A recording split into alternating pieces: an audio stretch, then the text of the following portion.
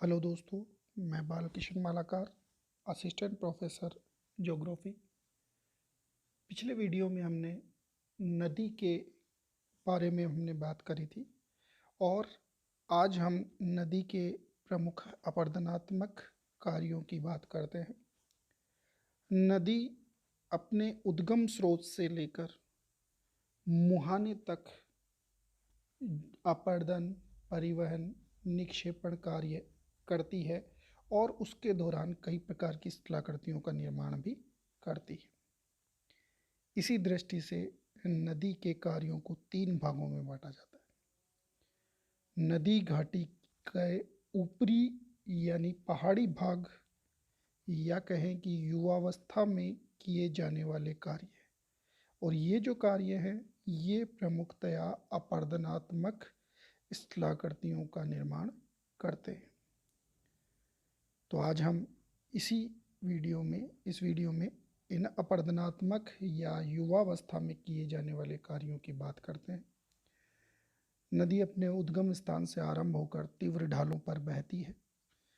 इसी कारण से उसका वेग और भार वहन करने की शक्ति बहुत अधिक होती है।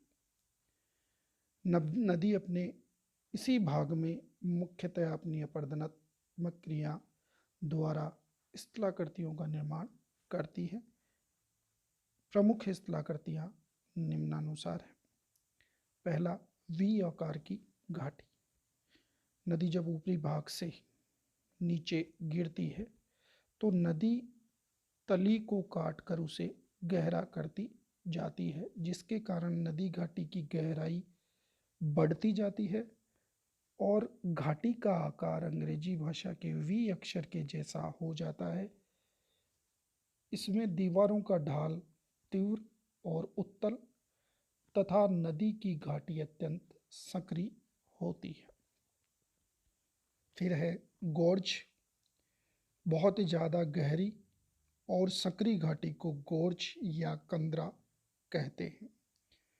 जब वी आकार की घाटी का ढाल ज़्यादा तीव्र हो जाता है तो उससे गोर्ज का निर्माण होता है। रांची के पठार पर हुंडरू घाघ जलप्रपात के नीचे स्वर्णरेखा नदी ने और जोना प्रपात के नीचे रारू नदी ने संकरे गोर्ज का निर्माण किया हुआ है।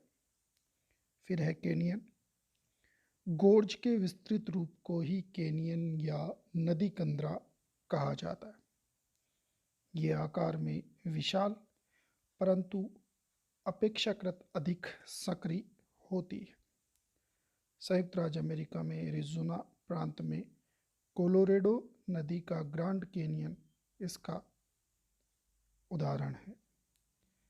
फिर आते हैं जलप्रपात या वाटरफॉल्स। जब किसी स्थान पर नदी का जल ऊंचाई से खड़े ढाल के ऊपरी भाग से अत्यधिक वेग के साथ नीचे की ओर गिरता है तो इसे हम जलप्रपात कहते हैं। नदी के मार्ग में उपस्थित कठोर और मुलायम चट्टानें शीघ्र अपरदित हो जाती है, जबकि कठोर चट्टानें मंद गति से अपरदित होती है। इसी कारण से जलप्रपातों का विकास होता है।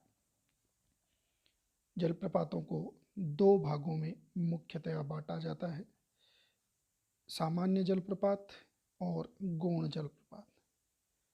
पहले बात करते हैं सामान्य जलप्रपात की।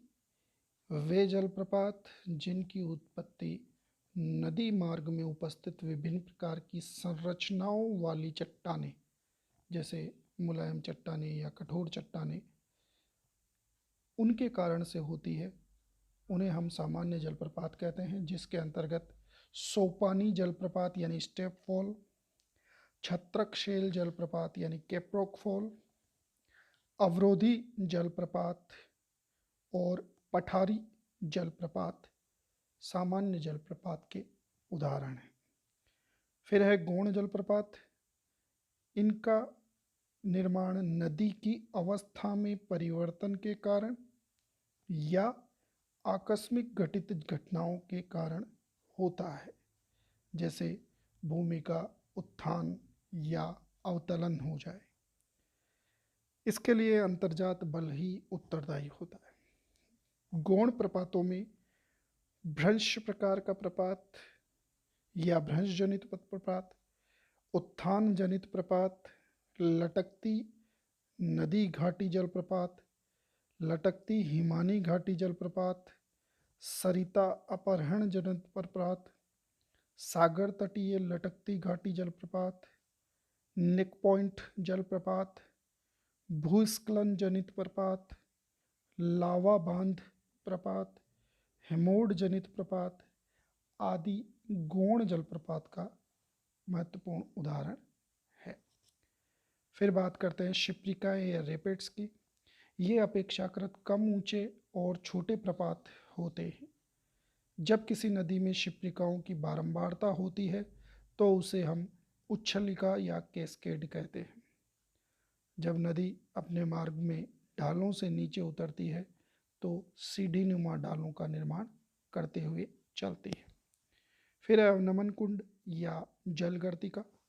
जब प्रपात का पानी तीव्र गति से नीचे गिरता है तो जलीय दाब के कारण क्षेत्र विशेष में गड्ढे का निर्माण हो जाता है।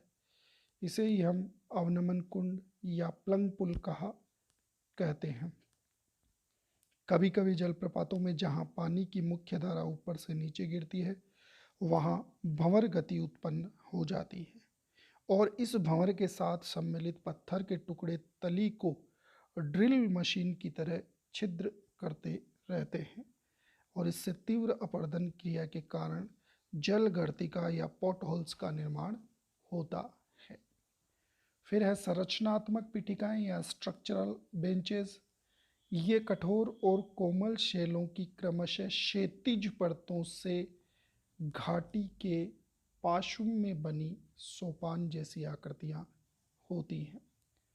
फिर है नदी वेदिकाएँ। नदियों की घाटियों के दोनों ओर निर्मित सोपानों को नदी वेदिका या रिवर टेरिस कहते हैं। फिर है अधः कर्तित विसर्प या गभीरीभूत विसर्प, इंसाइज्ड या इंट्रीज्ड मेंडर्स। बहुत ही गहरे और संकरे विसर्प जिन्हें नदी पूर्व निर्मित विसर्पों की तली की कठोर चट्टानों में अपनी अपरदन प्रक्रिया द्वारा बनाती है। ये लूप चट्टानों में गहराई तक होते हैं जो प्राय नदी अपरदन या भूतल में धीमे व लगातार उत्थान यानी नवोन्मेष के कारण बनते हैं। कालांतर में ये गहरे और विस्तृत होते जाते हैं। ये हमने देखा नदी के द्वारा अपरदनात्मक कार्य। अगला पाठ अगले वीडियो में। धन्यवाद।